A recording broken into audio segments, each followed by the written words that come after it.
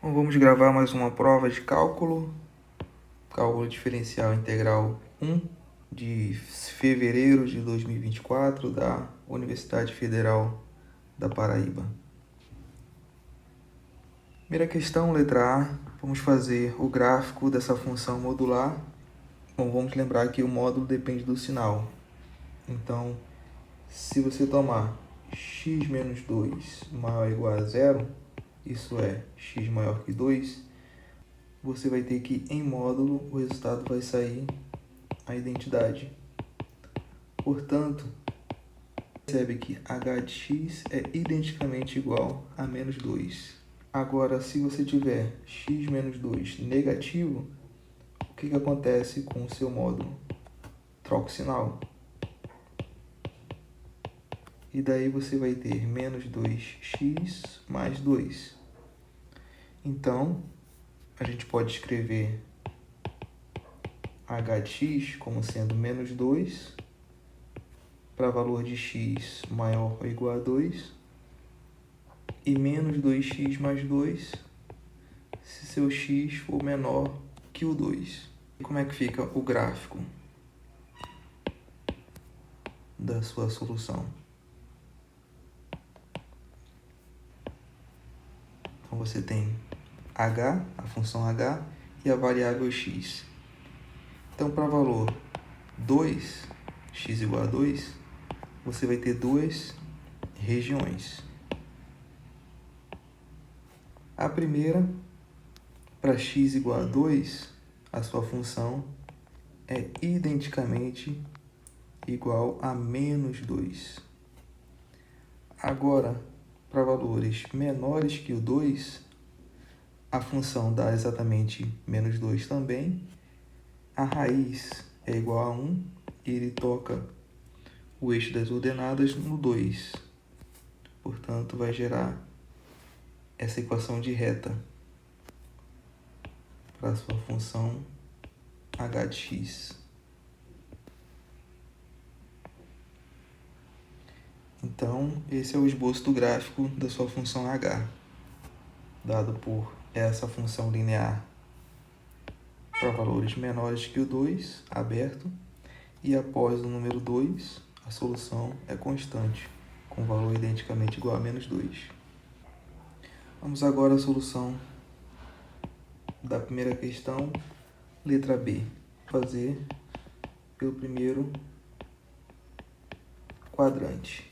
Então, isso é x e y maiores ou iguais a zero, mas você observa que x mais y vai ser maior ou igual a zero, mas nesse outro caso, você percebe que também tem que olhar o sinal. Então, x menos y ser maior que zero implica x ser maior ou igual a y.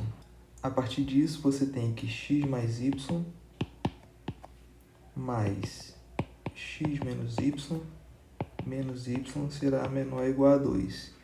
Isso aí você levando em conta que os resultados em módulo serão positivos. Então, fica apenas a identidade. E aí, a resposta será 2x menos y menor ou igual a 2. Portanto, então, y vai ser maior ou igual a 2x menos 2. E como é que fica essa região? Da seguinte maneira.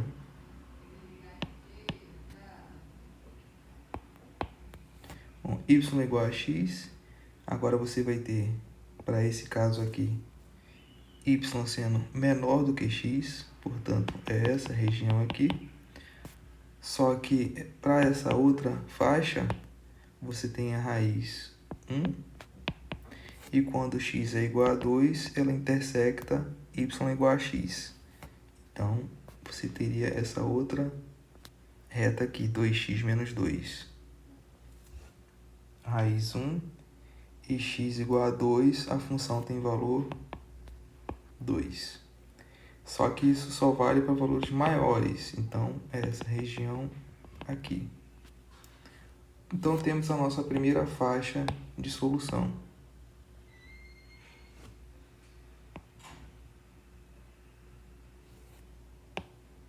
Agora vamos observar que se x menos y for negativo, a nossa inequação será x mais y menos x menos y menor ou igual a 2. Portanto, teremos y menor ou igual a 2. Então, a região válida é de 2 para baixo. Portanto, a região compreendida será apenas essa daqui, porque até y daqui, y maior, estritamente maior que x. Então, será essa região aqui, que é um trapézio retângulo. A questão daqui para frente será feita em simetrias. Então, se você tiver x igual a e o y, que ainda satisfaz a região do primeiro quadrante, que é a solução, nossa desigualdade ficará dessa forma aqui.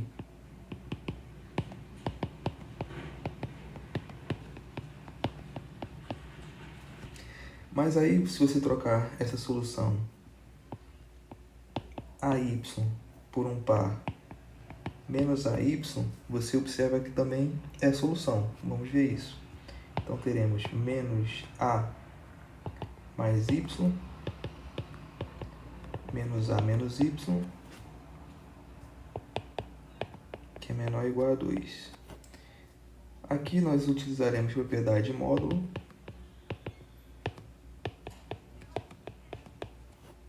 E aqui nós utilizaremos que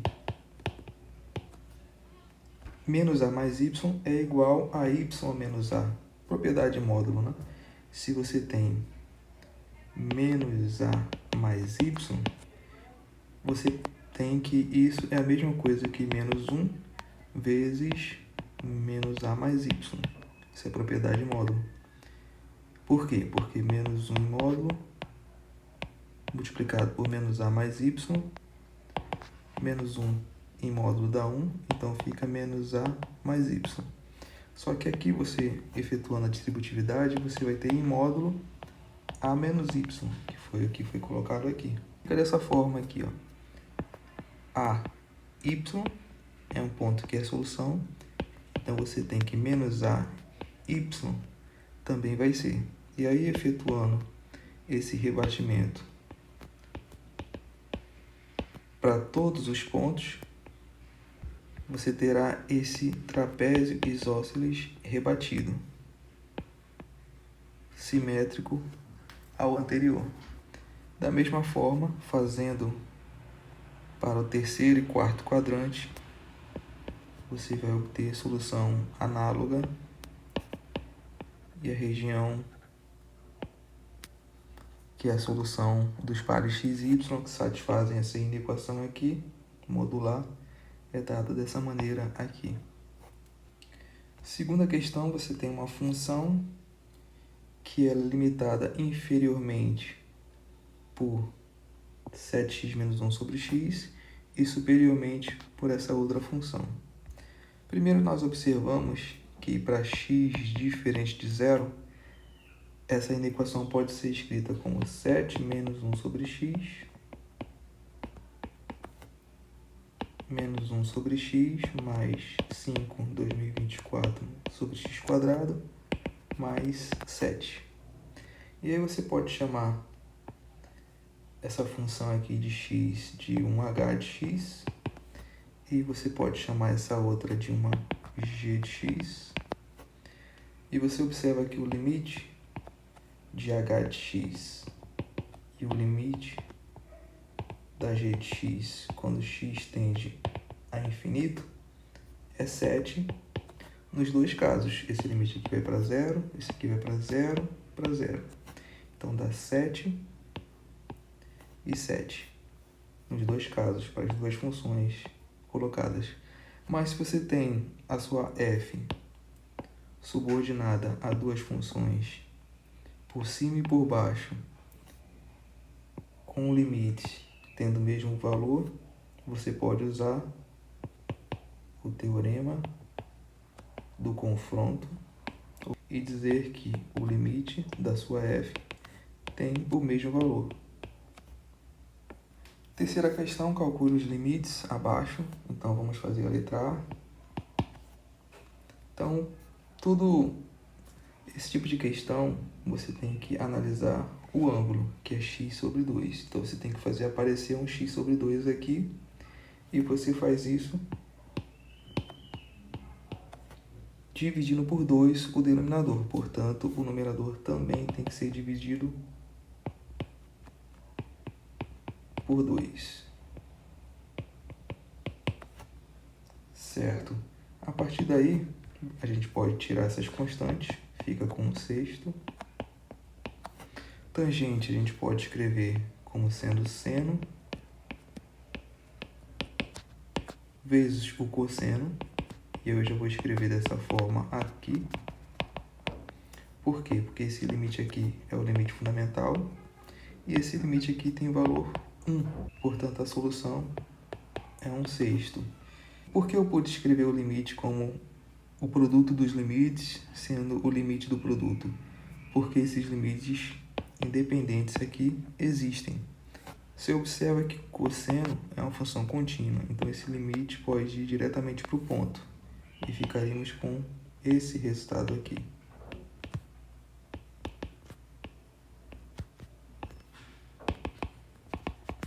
Cosseno de 0 é 1, então 1 sobre 1, 1. Terceira questão, letra B. Também utiliza limite fundamental, limite quando x tende a 0. O ângulo é x sobre alfa, então a gente precisa aparecer um alfa.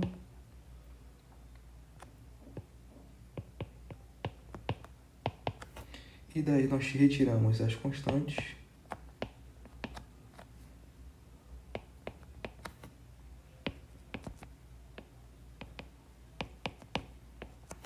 E aí esse ângulo ele pode ir para o denominador do denominador, propriedade de fração. Feito isso, nós podemos escrever alfa vezes beta.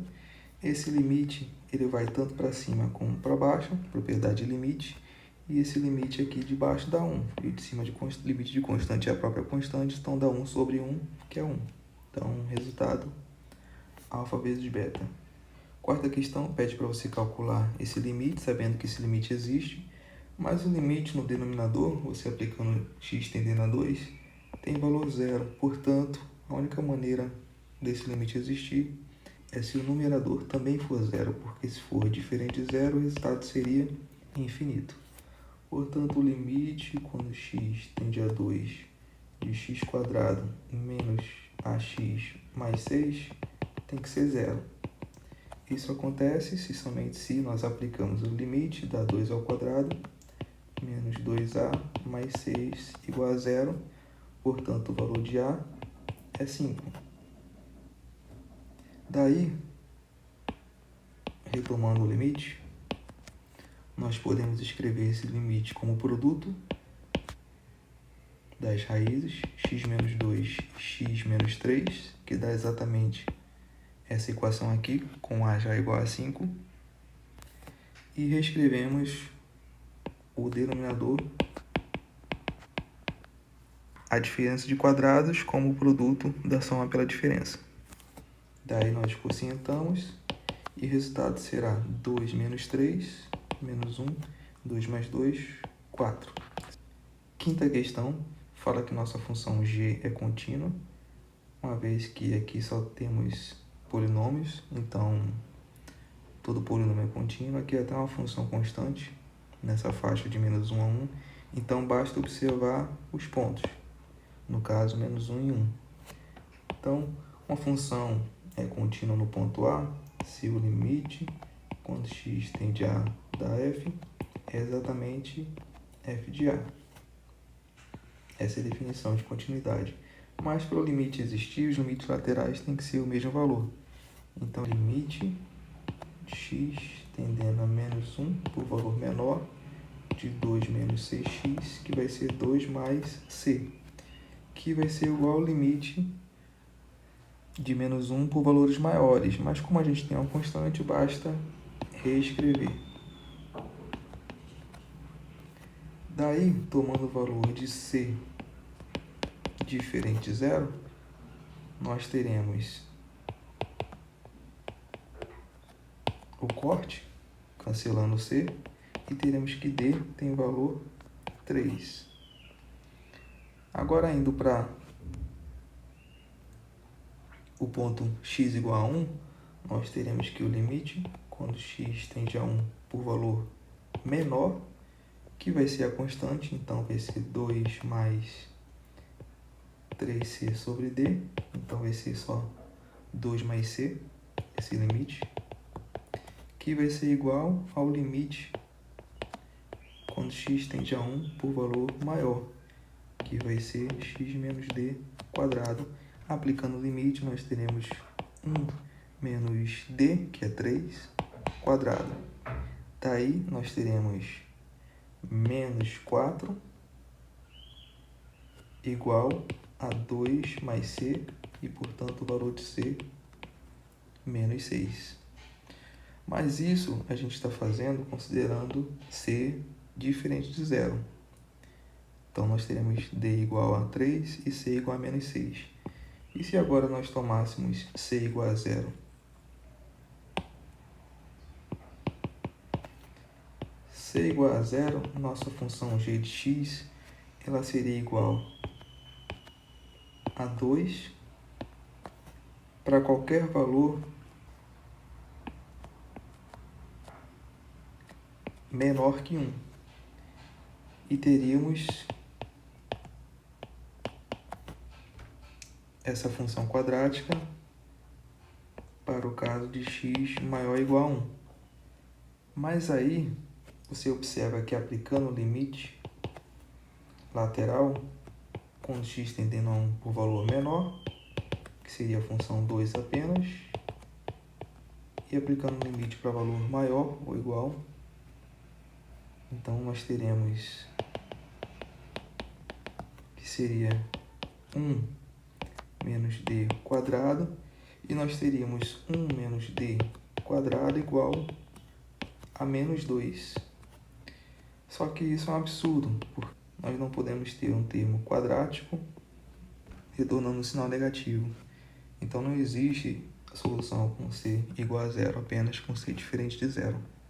E assim nós concluímos essa prova da primeira avaliação.